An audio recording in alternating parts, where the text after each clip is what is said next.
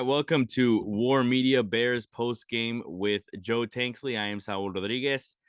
Joe, we're here, after a tough Bears loss, and we've already talked about it a little bit. But what are your initial thoughts overall on the game? I know the ending is going to be something we definitely focus on, but what were hmm your initial thoughts of the game as a whole? The initial thoughts, it was an ugly game, just like last week. But Hmm. this is definitely a game that, the Bears definitely could have won. I think the defense, um, while they got gashed in the first half, they let Daniel Jones run all over them, and they got tricked on a few plays. But they made adjustments in the second half, and played pretty well. Um, still didn't allow a touchdown in the second half. That's still true. So they made the adjustments they needed to make on defense. Offensively, um, still a work in progress, and they got to figure out a way, to score touchdowns. There was a lot of concern about the kicker not being here, Cairo Santos being out for personal Hmm. reasons, but Money Badger, came in and did pretty well, 4 field goals, 12 points on the day, accounted for all the Bears scoring. I think Justin Fields, he definitely looked more capable this week. And I think this game was a game where you could have been a little bit less conservative. While they Hmm. did, make it a point to, give Justin Fields an opportunity to throw the ball. I think there could have been more opportunities to throw the ball. The Giants were definitely selling out to stop the run and pressure Justin Fields, and I think there could have been a lot more creativity offensively, especially in the second half, to make those adjustments and to get points on the board, touchdowns on the board. Um, we talked about the conservative nature of the game, that 4th and 2. The last possession the Bears had of the game, they elected to punt. You know, Me personally, I probably would have went for it in that situation, but they got the punt. It was a good punt. They got them down to 3, and then they got the result that they wanted. But Bayless Jones Jr. botched the punt, and he's a rookie. It's his first game back, and it stinks that he had to be put in that position. But you got to make those plays, and it's the punt's in the air. The punt was in the air for a long time, and when it was, I was just thinking to myself, that ball is still in the air. And he was just waiting there. I think, man, he's gonna botch this. And I just had that feeling in my gut that he was gonna botch it, and he did. And so um, yeah, it just thinks that it had to go that way, and then they had all those laterals in the end of the game and whatever. But you could pretty much understand that it was over at that point. Um, but this is the way it's going to be like this season. It's going to be we talked about it before.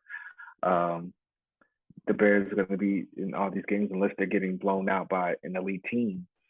All these teams that they're facing because they don't have a hard schedule. A lot of the teams that they're facing, they're going to be kind of in the same boat with. Hmm. And I think Brian Daboll and the Giants did enough um, to come out with a victory against the Bears. They had a good game plan.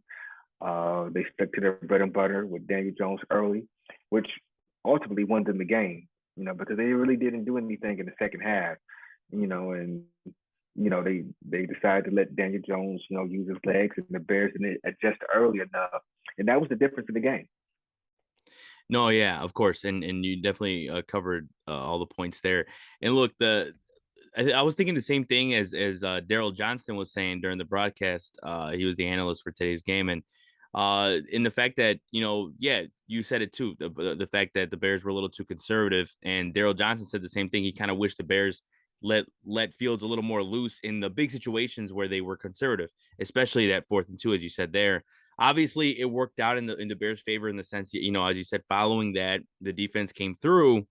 But Mm-hmm. with that much time left, and with the situations that could happen, like the Vilas Jones, muffed kick or muffed punt, that's the type of things that could go wrong. So that's why, as much as they say they trust him, right? It's like you want to see a little Well, here's more the of thing. that, especially in Yeah, the game, yeah. right? I mean, I think I think and to be fair to Matt Eberflus and the coaching staff, Mm-hmm. it's not like he's lining out there with Aaron Rodgers, Tom Yeah. Brady, or even Mm-hmm. Josh Allen or Patrick Mahomes. One of those Mm-hmm. guys. It's not like they got that offense in place like that where you could trust them to go ahead and to get those 2 yards.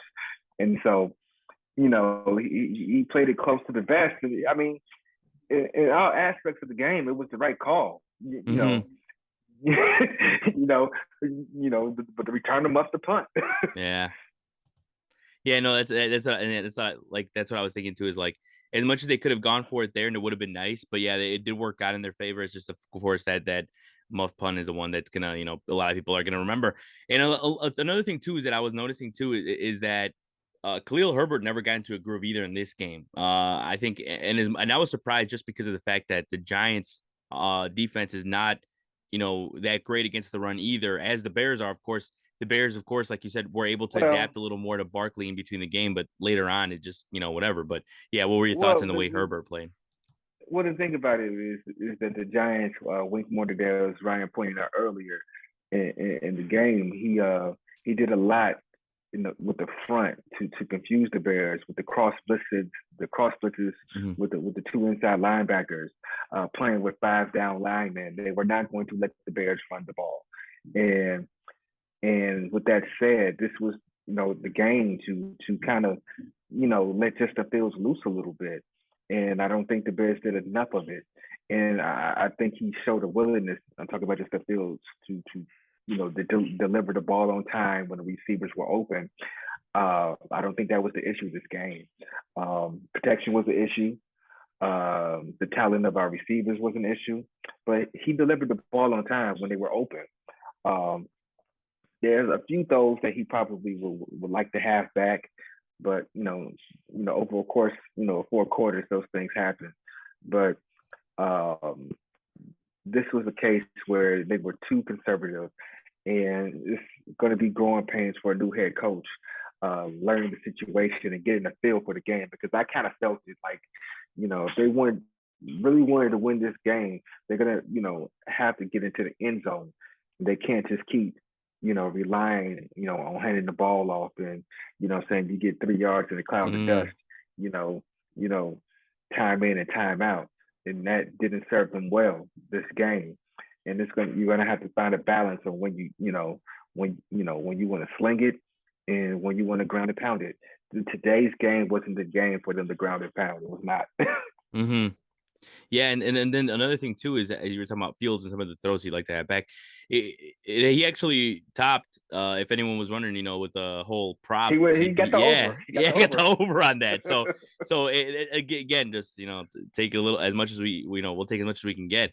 But yeah, I did like some of the I like that on some of the plays they were able to, I guess, in a way unleash his arm, right, in the sense of Mooney when he had his throw to Mooney that was 56 yards. So at least we saw a little bit more on that end, but I do agree with what you said before with it's like it's easy to say, oh, like, have more trust in him. At the end of the day, he hasn't done much to earn that trust if you really Mm-hmm. break it down. So definitely see that point. Another thing too, I was thinking is just overall, the defense just was let down by the offense, especially in late in the game. What did you think overall on the Well, defense? I mean, especially some of the plays. Eddie Jackson again, man. Eddie Jackson with another interception, here's the and thing. I think they definitely. I can't really say because this was a definitely a team loss because the defense got gashed early and they played poorly in the first half, Mhm. and that was the difference in the game. That really was. Uh, in the second half, the offense wasn't able to come out and put points in the board. They did a good job of trying to stay close, but it just didn't happen.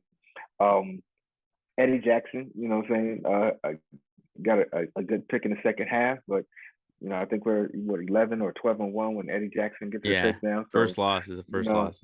yeah, first loss when he gets a pick.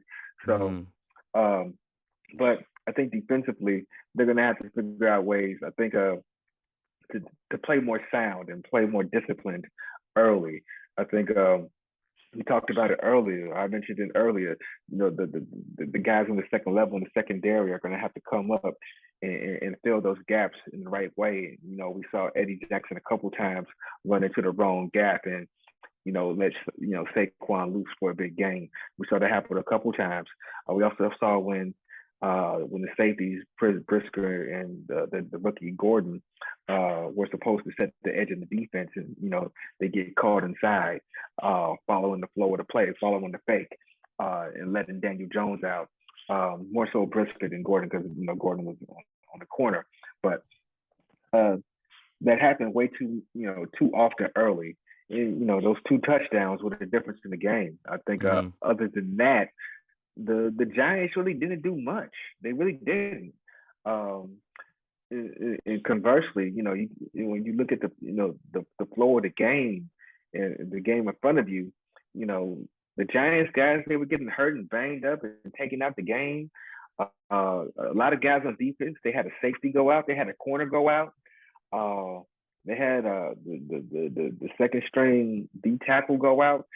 So there was opportunities on the field for the Bears to take advantage of that, and I don't think they really did. They had the corner went out, the safety went out. There was plays to be made in the passing game. Now, being able to block it up, and being able to get open is an issue, but call those plays. Mm-hmm. Let's see what happens. Yeah, no, that's what I was thinking too. Is that during the game, they're talking right, like they're saying, "Oh, the Giants, they haven't this injury, this player's not coming back, this one," and it's like you would think the Bears with that many, players out on that end, like you would think they'd take advantage of that, and they, yeah, it just really didn't, especially And, from the and, offense. and that's the thing that really bothers me, because we see Mm-hmm.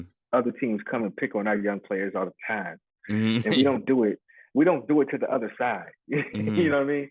And I think that's something that we need that kind of guile. I say Mm-hmm. we, but they need that kind of guile. Mm-hmm. Yeah, no, and I mean also too is just how about Tyrod Taylor coming in and then run, and then running and yeah, that was a tough play there to I kind of mean, rationalize what he was doing and there. when you think about it, I mean, this game was really ridiculous in the sense that Hmm. the Daniel Jones gets hurt, and Tyrod Taylor comes in and he gets essentially concussed, and Yeah. they had to come out and run wildcat for a few plays. It was a really ridiculous, Hmm. ending to the game. When you think about it, it was really ridiculous. Yeah, no, yeah, I was gonna say too is like the ending too with the whole Bears laterals and all that kind of just Yeah, encapsulated the game, right? It's like it was really what the right. game was all about right there was that play. Um, but yeah, we'll finish off by just kind of looking ahead now. Looking ahead, I know the it's still a week away, but the Vikings they won in London and at Tottenham Hotspur Stadium. They beat the Saints, and it was because of a double doink. Look, I'm glad it Yeah. happened. I'm glad it happened to another team, so maybe they can stop talking a little bit about ours. But the Vikings won 28-25. But kind of what just your initial thoughts on like what looking ahead to next week. To obviously a tougher opponent.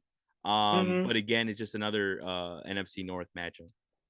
Yeah, I think that the Bears are going to be in trouble. Hopefully, Jalen Johnson can come back, because Mm, Justin Jefferson is on the other side. They got Dalvin Cook, and you know, you know, Kirk Cousins isn't great, but he's a lot better than Daniel Jones. mm, And so I think that the Bears are going to be in trouble next week, and they're going to have to show up a lot of things in order to be competitive in that game. The Minnesota Vikings, um,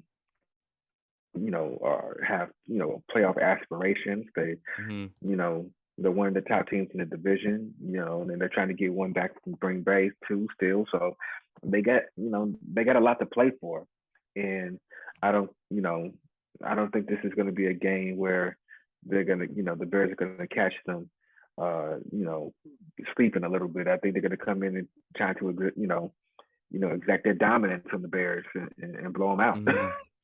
Yeah, and not to mention too is that Kirk Cousins is coming off 2 straight weeks of leading the Vikings to a late, game-winning drive. So the Bears are gonna have to watch out for that. especially late with their defense. But that will do it for this week's War Media post game with Joe Tanksley. Thanks for coming on, man. I am Saul Rodriguez, and we Mhm. will see you next week, where hopefully the Bears are able to find a win against the Vikings. Take care, everyone. Peace.